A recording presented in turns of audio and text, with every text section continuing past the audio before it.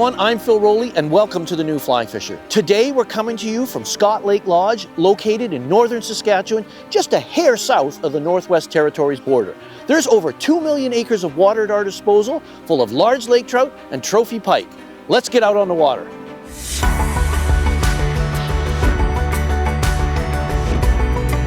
Ooh, that's a nice sized fish. I will catch these all day. That is what you're in for on this episode.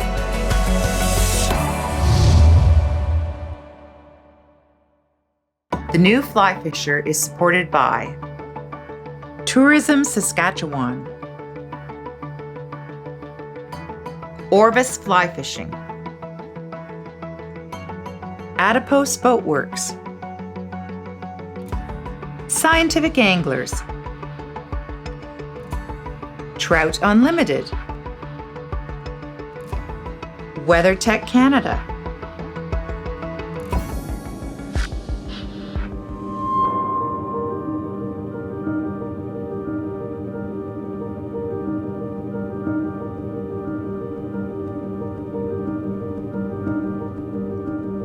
Despite its remote location, just a few miles below the Northwest Territories border, near the 60th parallel, some 555 miles north of Saskatoon, Saskatchewan, getting to Scott Lake Lodge is pretty straightforward. After arriving in Saskatoon, I boarded our Transwest Air regional flight for the short trip from the Saskatoon International Airport to Stony Rapids. Within 2 hours, I was standing at the dock, ready to board our float plane for the final leg of our journey. Less than 30 minutes later, I had arrived at Scott Lake Lodge. I couldn't wait to get on the water. Prior to my trip, I visited the Scott Lake Lodge website to gain a measure of what I might expect. When checking out their guide team, one particular caption caught my attention. Many are called, few are chosen. It's not easy being a Scott Lake Lodge guide, as they need guides who can do more than just find fish. Their guides have to be competent navigators. After all, learning over 1 million acres of water isn't easy. They also have to be accomplished wilderness cooks, entertaining communicators, comfortable using complex GPS sounders, infinitely patient, and of course, be fun to be with. The average experience of their guide team is nothing short of impressive. I considered myself extremely fortunate to have the benefit of fishing with 3 guides during my stay: Mike Nugs Demian, Paul Pollywood Hamilton, and Greg Hammer Ham. I knew I was in good hands, as together these guides have a staggering 41 years of combined guiding experience at Scott Lake Lodge alone. This was going to be a great trip.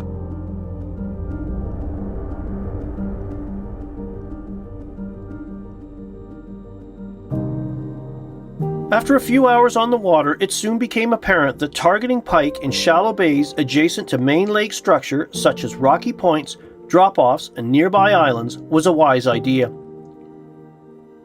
Pike prowled the main lake structure, hunting for all manner of food, including lake whitefish, burbot, even each other. With the hunt complete, the pike withdrew to the shallow bays where the warmer water temperatures helped them digest while they rested before hunting again. Despite their often full bellies, it seemed the pike always had room for more food. These staging pike chased our flies at times with reckless abandon. During our trip, we also learned that not all bays were equal. Although almost every bay held fish, water temperature was key. Pike resting in cooler bays were often reluctant to chase the fly. Warmer bays, with water temperatures in excess of 60 degrees Fahrenheit, always produced.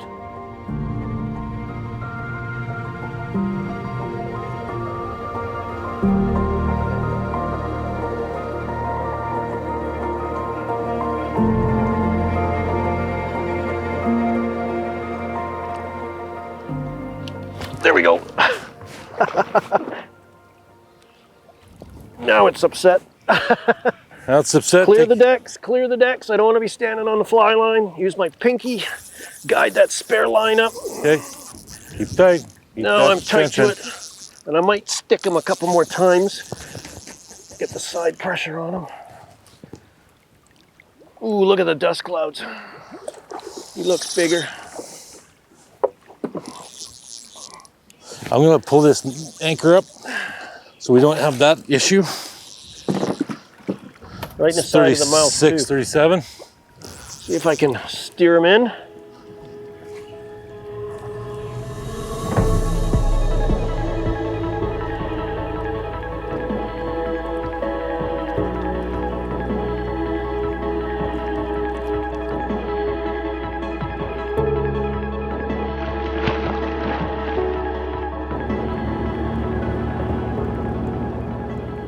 So one of the things we're doing here is a bit of a run and gun approach. This Scott Lake is just dotted with these little bays that are home to pike, and we're just looking around. If there's pike in here, obviously we're going to cast them. If not, we'll just quickly skip out and go to the next bay. And water temperature is really critical right now. We're still late June, so this lake's just coming out of its winter slumber. These bays are all warming at different rates.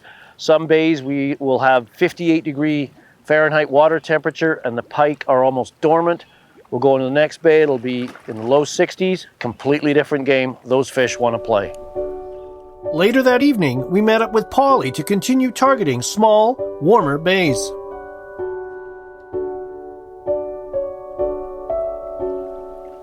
Right here. Well, I see him. Yeah, I got him, so I'm going to lead him this way. Short cast. Right up against the rocks like that. Here it comes, broadside, helpless, stupid.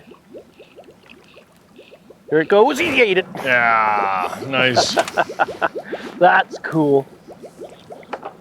We're sight fishing in here. Just looking for quality fish. The water's crystal clear, light bottoms. Our quarry is dark, so it's easy to spot. We saw that one off the stern. He kind of gave us a wide berth and came up the shoreline. I led him by about 10 or 12 feet, presented the fly broadside, and he just turned, latched onto it, and then took it. And now he's running out to sea. Just giving him some left side pressure here to keep him out of the rocks. Because these rocks will, early spring like this, early season, I'm going to warm up, and pike like that warm.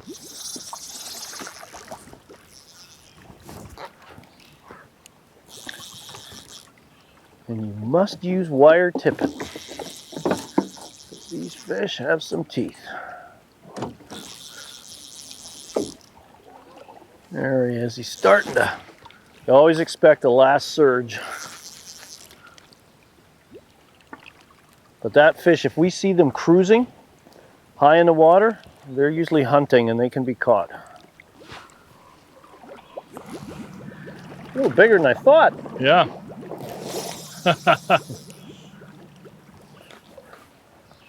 There he is. Keep that bend in.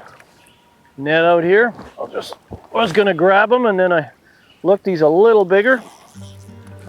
Gives you an idea of what kind of fish we can expect by the size of that net. That's a nice fish, actually. Yeah, it is. Look at that. What a beautiful specimen. Just gonna rest there. There she goes. Woo!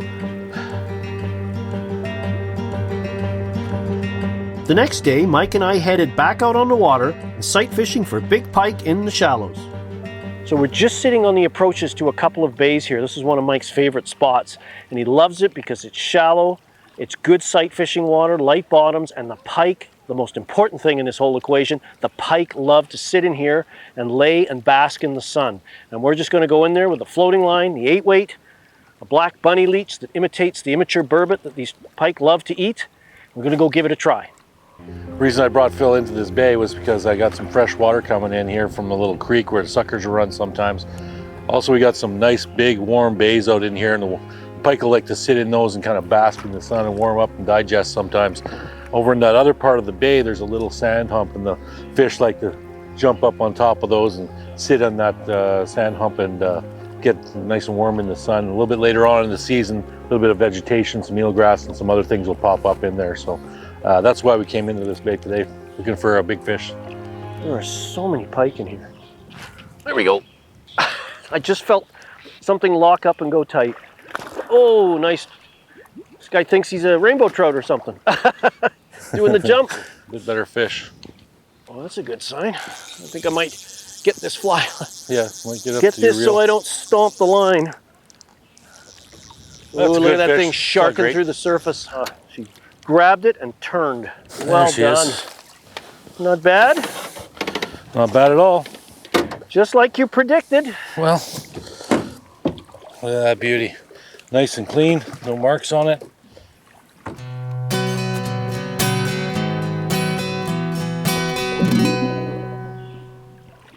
Well, something just ate. I just saw the flash of the mouth.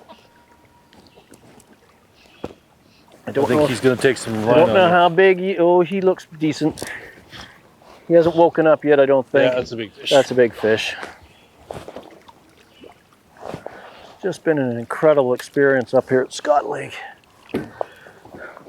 Diversity of fish. We got lake trout, pike, fly line around Phil's feet. I could see the white fly, and then I just saw the flash of the mouth. The fly disappeared, and then I felt the tension and just keep stripping. Strip set that fly right into his mouth. Unless he's a big predator, he doesn't want to let go of this. She's probably more like it. There she goes into the basket. Nicely done, Mike. Woo! Look at this beauty. Just under 40 inches, right at the approaches. Big killing machine. Let's put her back and let her go. We're looking for ones that are sort of gliding and cruising. That's usually a sign of a cruising, feeding fish, as opposed to one sitting flat on the bottom, dormant. He might be latching on. He's turning. He's on. Yep, he's on it. That was cool. That was cool. We're sight fishing here. We're picking our fish because there's small ones in here and larger ones. And we had two. And we watched the fly come into view. And the big one sort of said, "That's mine." And just took it. And I got to see the whole grab. So that is so cool. And usually in any situation you got more than one fish competing for your fly, you're typically going to get an eat because they just compete with each other. They don't want their colleague or their sibling or whatever to get what they have. So we'll just get some line management going here. There we go. Because this fish has probably got a few. Yes, we go. Man, in this 10-weight Helios. Always cool to see it take. Yeah, watch them. Just watch their whole attitude change. They glide by like they ignore it, and then they just turn. Yeah, and his buddy's turn to look at him. Yeah, now he's going. Now I want Look it. at that. You see the second fish coming?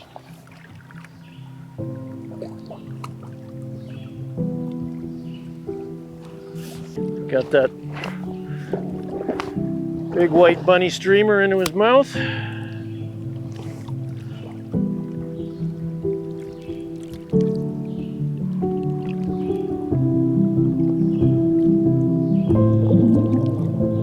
It's coming for the white streamer. Here it comes. Fast, fast, bang.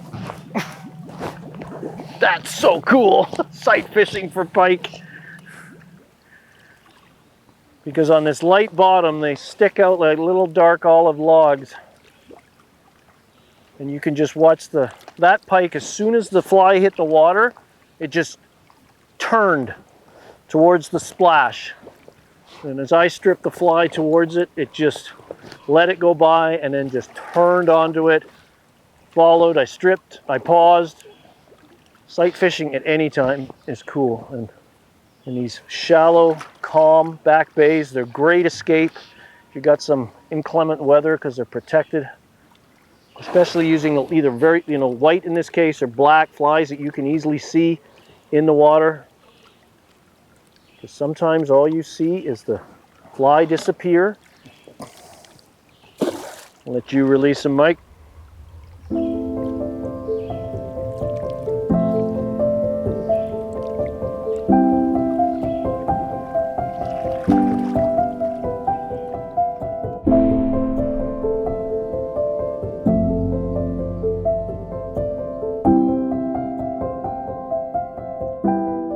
One of the most exciting ways to target shallow water pike is using flies that ride on, in, or just below the surface. The surface disturbance these flies create attracts pike from a distance. The explosive, heart-stopping takes soon become addictive. For many, it is the only way to target pike. Subsurface flies rarely, if ever, make their way onto their leaders. Now look at those eyes right in through here. So they got these laser pointers, right? So they're looking through here, that's their gun sights. Yeah, that's their binocular vision. Then when they flare this whole thing open. When they do that, they can't even see what they're heating, so they have to flare as wide as they can to get that fish in there.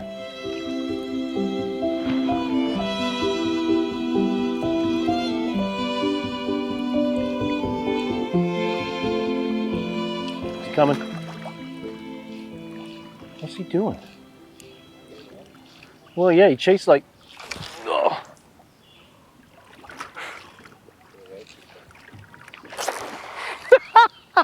This guy wants it.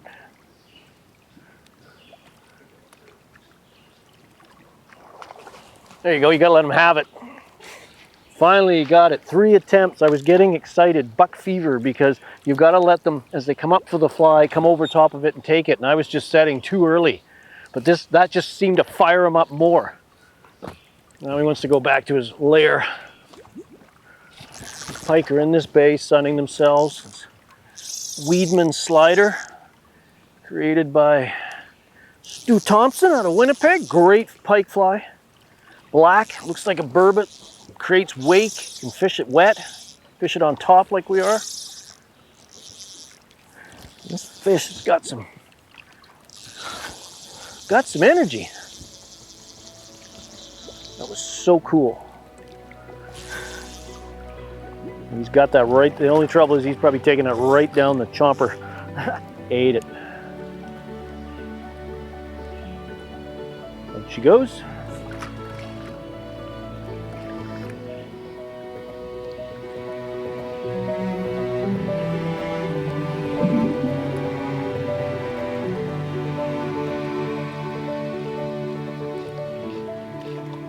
Oh! Left it for her. They're so aggressive, if you miss one, there's a pretty good chance if you just leave it and then strip it again, they'll come back and eat it. My poor Weedman slider has no tail, floats on every second or third cast if I squeeze the water out of it, but then it just rides subsurface and they don't seem to mind. These fish are in a killing frame of mind. Then they'll take it sideways, they'll chase it from behind. Sometimes they'll take it just like a traditional dry fly, sitting on the surface, not even doing anything. Oh, and bring it in the mic, and there we go.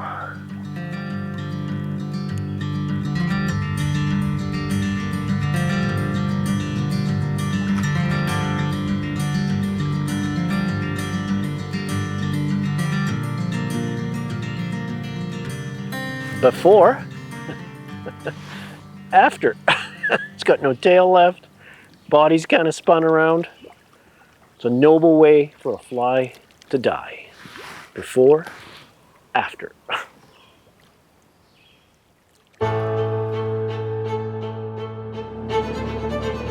Day 3, we begin targeting lake trout. Other than early spring when water temperatures are cool, or late fall when lake trout prepare to spawn, do they gather consistently in the shallows. Many fly fishers consider catching lake trout on the fly a daunting prospect as they always seem out of range. However, if you choose the right approach for the conditions, you can catch lake trout on the fly even if they aren't in shallow water less than 20 feet deep. To target lake trout on the fly at Scott Lake, I worked with my guides using 3 primary presentation options. When wind conditions allowed us to control boat drift, we prospected deep water in excess of 40 feet. Using our sounders to mark fish, I made short casts using fast sinking lines. I then fed additional line using a series of stackmans to get the fly deep and hook fish. So we're going to try chasing some lake trout on the fly. Mike's put us in a great spot. It's protected, it's out of the wind. So what this is going to allow me to do is I'm using a fast sinking integrated line. It's got a 30-foot head that sinks at 6 inches per second, followed by this bright intermediate running line. I'm going to cast slightly downwind. Mike's going to control the boat so I can work this line straight down until it's almost hanging vertical, because we're fishing anywhere from 40 to 60, even greater in depth in feet. And then I'm just going to do aggressive 2-foot pulls, or even tuck the rod under my arm and do what we call the roly-poly and just cycle our hands in to strip that line in and just wait for that pulverizing take of these lake trout. It's a team effort with Mike controlling the boat, reading the sounder to mark fish, and of course me having to close the deal with making the right cast and getting the right presentation. And all we're going to use is a white dragon tail. Just like this, swims excellently in the water. It's going to jig up and down. It's going to look good to eat. Let's give it a go. Cast it out, feed in slack, trying to induce this to sink straight down, and then 2-foot rips right through. There we go. Fish on. Fish on. Fish on. Found a hole, marked fish on the sounder.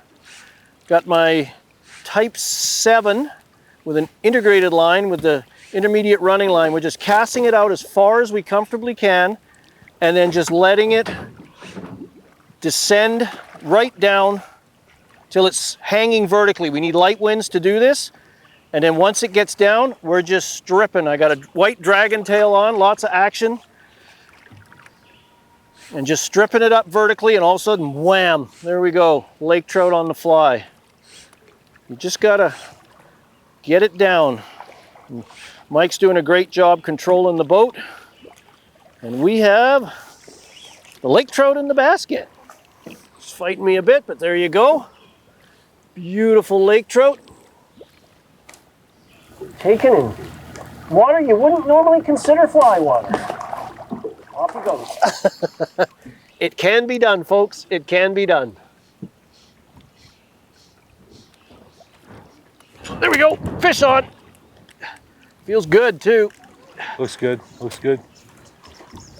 There your line. Clean the deck. Clean the deck. Clean the deck. There your line. There he comes. Oh, he's nice. He's nice. Oh. This is nice. We got this nice calm water off the point. When we first pulled in here, we had a fish that was 5 feet under the surface. I cast to it, but I'd like to blame it on the long tail of the fly, but it was probably me setting a little too early, too excited. And the next cast, here, and we're only what, 35 feet of water, you said? Only 35 feet, Yeah, so more than manageable fly water.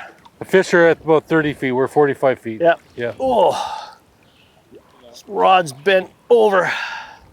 We've had him up to the surface once. Now it's just a tug of war. Reel down and slowly raise. No jerks. Well, jerks, Nothing let the drag jerky. work. Constant tension. Oh. There he is right at the surface. Into the basket. Yes! Well done, sir. Okay, fly's clear, so we'll just Fly's clear. get that out of the Let's way. check that line before we put it back in. In case he's... Absolutely. No, feels smooth. Oh, kneel down, wet hands. Oh, pull him up out of the net. Whoa, whoa, whoa, whoa, whoa, whoa, buddy. There we go. Signature, whoa, white tip fins of a char. He really wants to go. Look at him go. Just let him make sure he's good and healthy, and he's fighting me good. There he goes. Lake trout on the fly. I want to do that twice, maybe 3 times. Let's do that a bunch more times. Okay.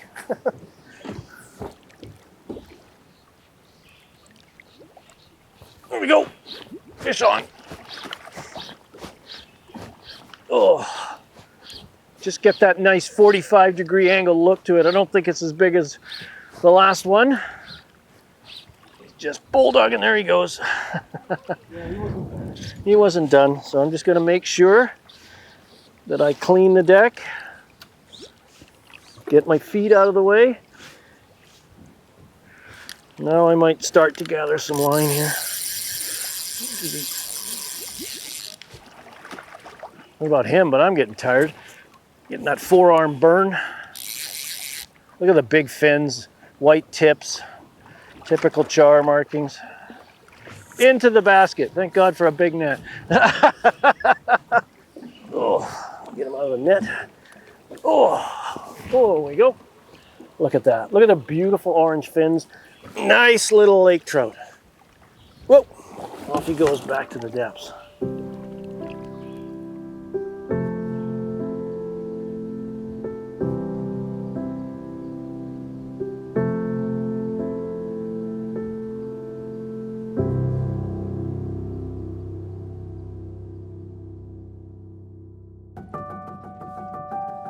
Day 4. Mike and I go out again for lake trout, but this time we're targeting them in the deep water adjacent to the drop-offs. Using the countdown method, we were able to consistently locate and catch cruising lake trout. Spring and fall, a little bit different for lake trout. The spring, where we are here, the lake trout like to travel along these eskers where we have significant changes and drop-offs. So where it comes out to a nice flat, and sand flat especially, then it drops off significantly. And those trout will travel along that sort of like a corridor or a highway back and forth.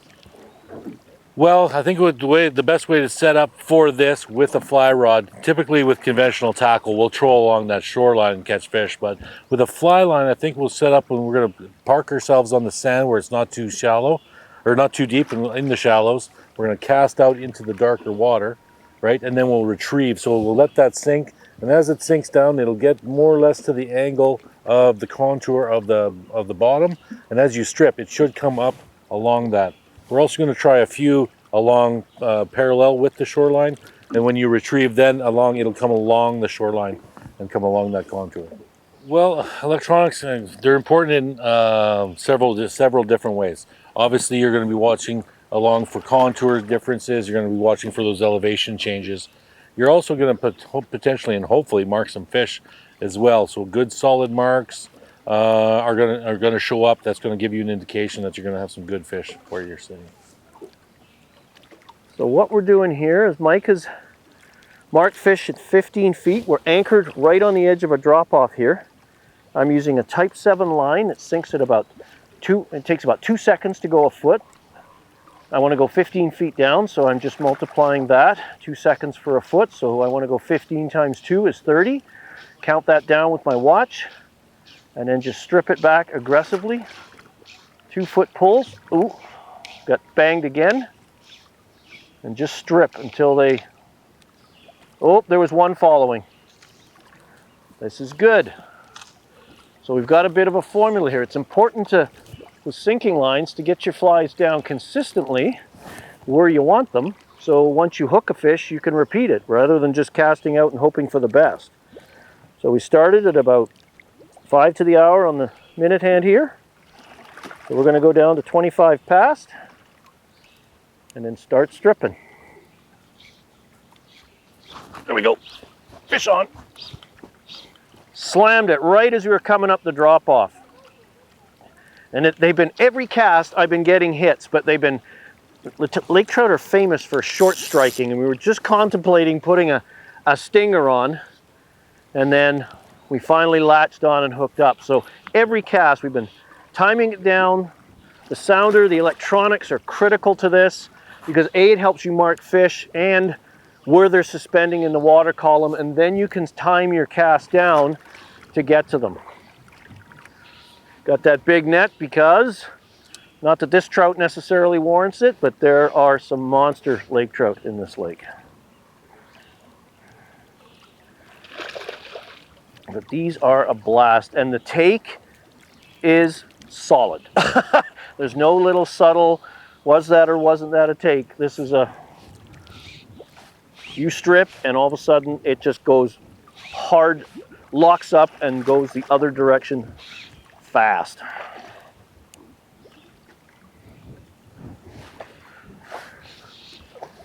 Steer them into the bucket. All right, let's look at the prize. peel all the net in so he's got less net to swim around in.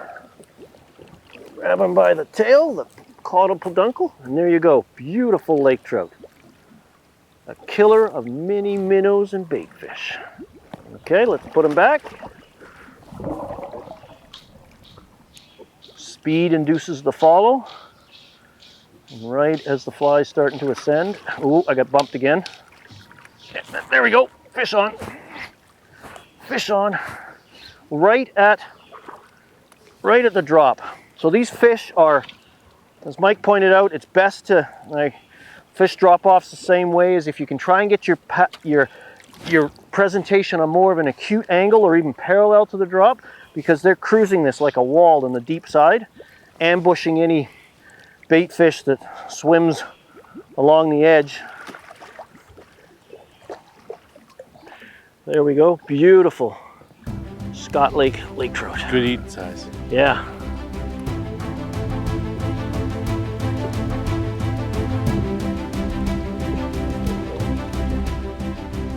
Day 5. Polly and I head out to try our luck at our third primary presentation option for lake trout, river outlets. These river outlets provided cool, oxygenated water, concentrating both baitfish and lake trout. These presentation options also work well when chasing lake trout on other water bodies besides Scott Lake. There we go, fish on. There we go, lake trout on the fly. Just casting out in the current, letting it swing down, and then trying to bring it up the seam where the slow water here is, and the main current coming out. And just two foot aggressive strips, red and white whistler, and just socked it. What's also fun about these fish is they hit hard. There's no subtle grabs. Got that whistler right in the scissors. Little chewed up. Beautiful little lake trout. And let him go. So we're sitting here, we've got the falls coming out, the main current tongue, we're sitting in the slack water. So I'm going to cast down and across into the current, a little downstream bend because we're sitting in the slow water. That's going to help the line sink and swing down to about 45 degrees, let that fly and line get down, and an aggressive 2 foot strips because the lake trout are either hanging under the current or just on this slack water, and we're fishing this little red and white whistler and they just plow it. So here we go.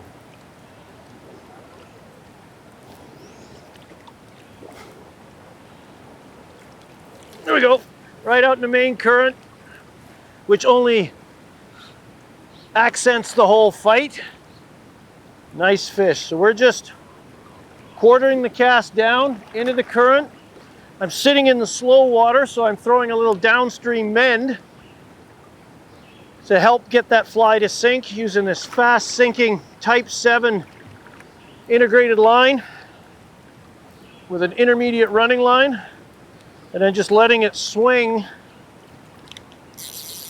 along the seam, and 2 foot aggressive strips with a red and white whistler, and they're just plowing it. This is good fun. There we go. Ooh. Look at that beautiful lake trout. Beautiful settings, got the falls coming in behind me. Beautiful vermiculations. All right, let's put them back.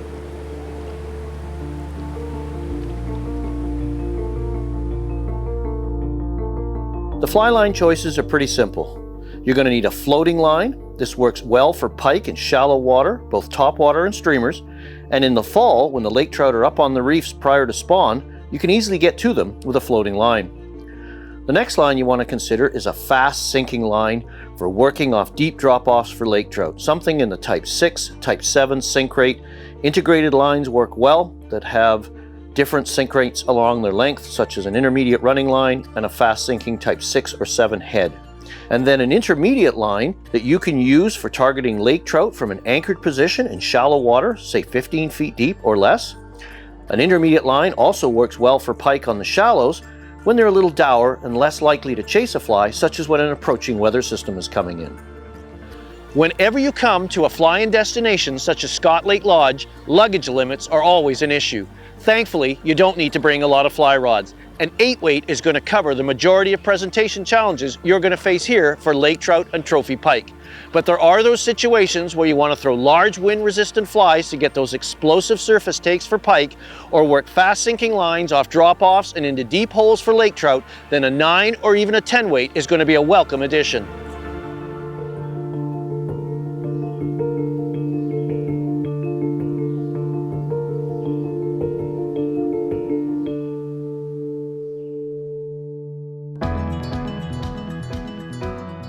Day 6, our final day. We talked to the manager of Scott Lake Lodge, Jason Hamilton.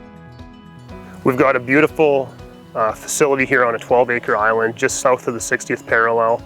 We can accommodate 26 guests at a time. We've got 14 guides, all with 18-foot guide boats ready to go. We have everything that the customers will need. Well, we've got a great kitchen crew. They're turning out meals for people. Breakfast, lunch, and dinner is fantastic. We've got a spa. You can get a massage, a hot tub, wood-fired sauna, fitness facility, and rec center, full-service tackle shop. Scott Lake itself is about 160,000 acres, but with all the flyout lakes that we can go to for the day, we've got about 2 million acres of fishable water, which is a massive amount that we haven't explored entirely yet. We get asked a lot of times what the best time of year to visit Scott Lake Lodge, and truthfully it's any time that you can get a spot here. We do have a lot of returning guests each year, and we like to think that's a testament to us doing our job well. The best time to get in touch with us is a year in advance of when you'd like to come up. We'll be able to do our best to fit you in.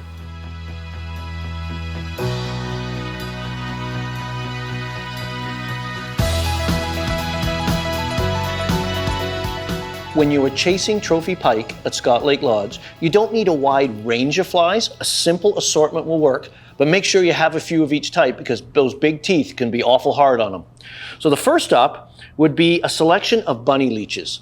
Black, purple, white, brown, ginger. These work particularly well when the pike were less active when water temperatures were cool because the temperatures in every bay seem to vary. A bulkhead streamer works well. These flies offer a wide profile, but they shed water incredibly fast, making them easy to cast. This is a pike slider in white. This fly really performed well for us. It's visible. You can see the fly in the water, and of course when it disappears, that's in a pike's mouth, you know you've got a set. This is an excellent pike fly, a black Weedman slider. In the shallows, small immature burbot are dark in color, blacks and browns, and their favorite pike fodder. This fly works well on the surface, and when it gets a little saturated, it works just as well subsurface. Then there's always those explosive surface takes. So flies like poppers or this gurgler that create a wake are going to bring pike to the surface for those explosive takes. And another surface fly to consider is something like this diver that's going to pop under and then pop back up and make a distinct popping sound, and this long tail creates quite a wake for those explosive surface takes. Lake trout are a really fun species to chase with a fly rod. Thankfully, you don't need a lot of flies. They like to eat a lot of bait fish, and there's lots of things to choose from here in Scott Lake to feed on: burbot, shiners, cisco, even baby pike. Some of my favorites include deceivers in a variety of colors. This is chartreuse over white. Chartreuse and white's always a great color whenever you go. Blue over white, gray over white, but it's tough to beat a deceiver. Next up to back would be a clouser. This is a craft fur clouser in orange and white. Chartreuse and white would be another great color. Gray over white, blue over white, and all white. Then you can get a blend of both the deceiver and a clouser in the half and half. This is a chartreuse and white one, and all white would work. Gray over white, blue over white. A whistler, a flash-tail whistler, where the flashaboo extends out past the bucktail tail, or synthetic fibers you use for a tail, but this white and red combination really performed well for the lake trout. Another excellent fly to consider is a simple dragon tail. This is a version of mine I call a blushing dragon. It's got a long white dragon tail, A dubbing brush, white body, and then a red face on it with dumbbell eyes. Tied on a jig hook, it rides up and down, and it really pitches and undulates and drives those lake trout crazy. No trip to a remote destination such as Scott Lake Lodge would be complete without a traditional Canadian shore lunch. At the end of one day, near the end of our trip, each guide prepared one of their favorite recipes, creating one of the most delicious smorgasbords I have ever had the pleasure to experience. Enjoying outstanding food amongst friends set against a spectacular background is a must experience for anyone visiting Scott Lake.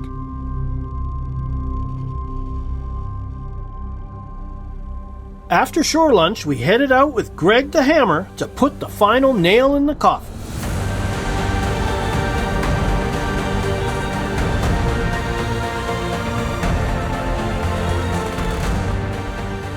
She's right behind you.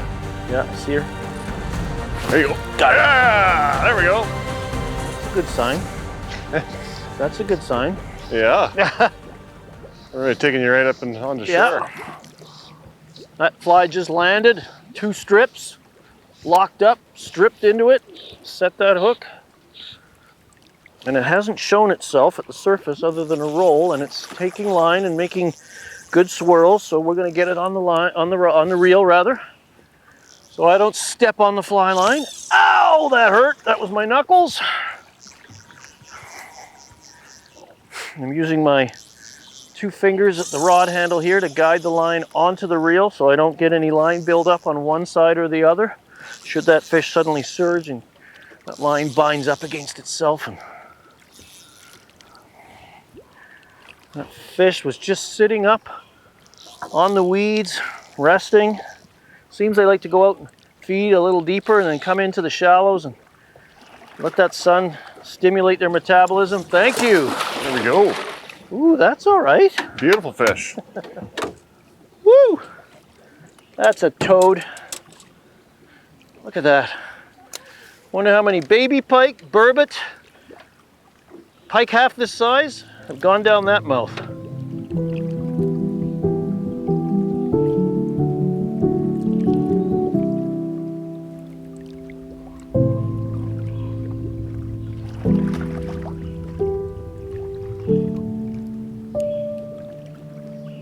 Yes, Yeah. she did. Oh, there we are. That was incredible. Whoa, there she goes. There she goes. Oh, she's big. Let me take her. We expect something. She's gonna wake up. There she goes. All right, she's coming in. I'm always worried when they do this because they could suddenly surge, but we're gonna get them in the bucket. There we go. Yes. That's cool. Oh, look at that. How's that for a pike? Big old girl, a few little scars on her nose. They're just coming out of spawn. What a beautiful fish. All right, let's let her go. There she goes, swimming strong, off under the boat. Wow, what an incredible fish and an unbelievable experience. If lake trout and big northern pike are on your bucket list, you have to come to Scott Lake Lodge. I hope you enjoyed today's show, learned a little bit more about catching lake trout and big northern pike on the fly. For more information on this episode and other episodes in our series, please visit us on the web at thenewflyfisher.com. And don't forget to follow us on our social media channels, Facebook, Instagram, and YouTube. We'll see you next time. The New Fly Fisher is supported by Tourism Saskatchewan, Orvis Fly Fishing, Adipose Boatworks, Scientific Anglers, Trout Unlimited, WeatherTech Canada,